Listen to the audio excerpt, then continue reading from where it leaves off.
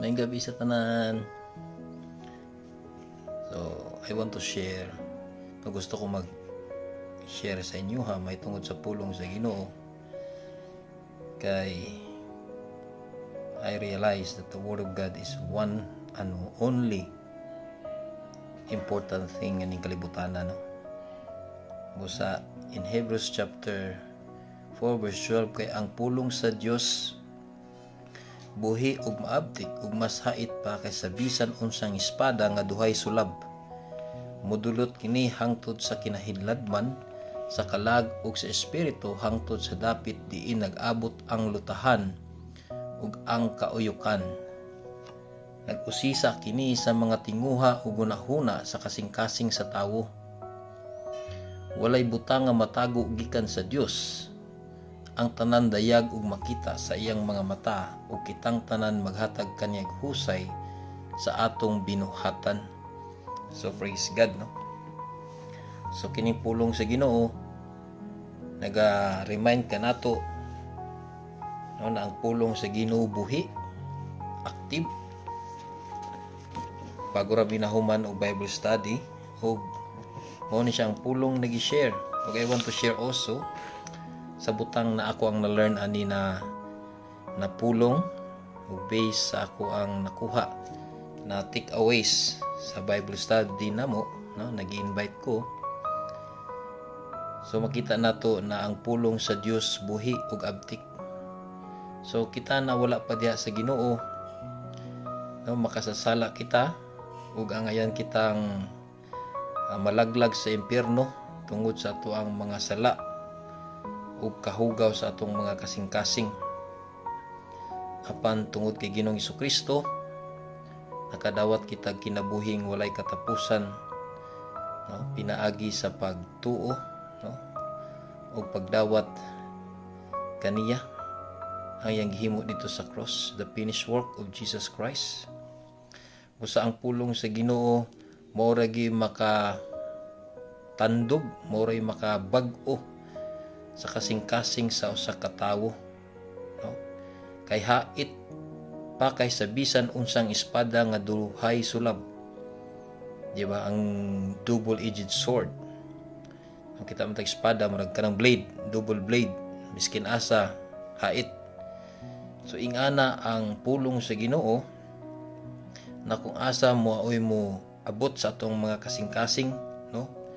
Mudulot kini hangtod sa kinahiladman sa kalag ug sa espiritu, no? Sa kalag sa tao ug sa espiritu sa tao hangtod dapit din nag-abot ang lutahan ug kauyukan, no? Body, soul and spirit, no? Maabot sa pulong sa Ginoo. So kung ato alang pulong, di ni siya basta-basta makabag-o ug kasing-kasing sa tao. Pero ang pulong sa Ginoo makahatag ginig kabag-uhan sa usa ka tawo. Busa isulti nato ang pulong sa Ginoo, isulti nato ang gospel of Christ, no? By faith.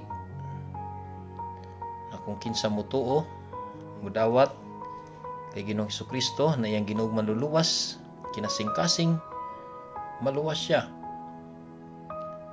Nag-usisa kini sa mga tinguha o gunahuna sa kasing-kasing sa tawo. Walay butang nga matago gikan sa Dios. Ang tanan dayag ug makita sa iyang mga mata ug kiting tanan maghatag kaniya husay sa atong binuhatan. So ang pulong sa Ginoo, no? Mo'y mahimong final na basihan sa paghukom sa Ginoo sa matag usa kanato. So the Word of God is the standard of God's judgment, God's wrath sa mga tao na dili maminaw, no? Sa pulong sa Ginoo ug maminaw sa pulong sa Ginoo. Kay ningon diri sa last verse sa Hebrew 4:7, kung makadungog kamo sa tingog sa Dios karong adlaw ayog pagahiya inyong kasing-kasing. So kung ikaw na ay desire, no? Diya sa pagduo sa Ginoo, dili man jud ka makadul sa Ginoo kung dili ka ialaw sa Ginoo na mudol kaniya kay nga tong personal ability dili maka duol ka nato diya sa Ginoo unless we ask the God in humility, no, to help us to change our lives for His glory by living the Christ-likeness for the glory of Christ, for the glory of His kingdom. Busa, my message today is that as we continue learning the Word of God, kaya ang pulong lang yun sa Diyos, mo'y makabag-o, mo'y makalihok sa kahit na mga kasing-kasing sa usa ka tawo. Kaya tungod ang pulong lang sa Diyos, mo'y makasatisfy sa mga kalag, no, na nagapangita og tinuod na kapahulayan. Ang tinuod na kapahulayan naa diha kay Ginoong Hesukristo.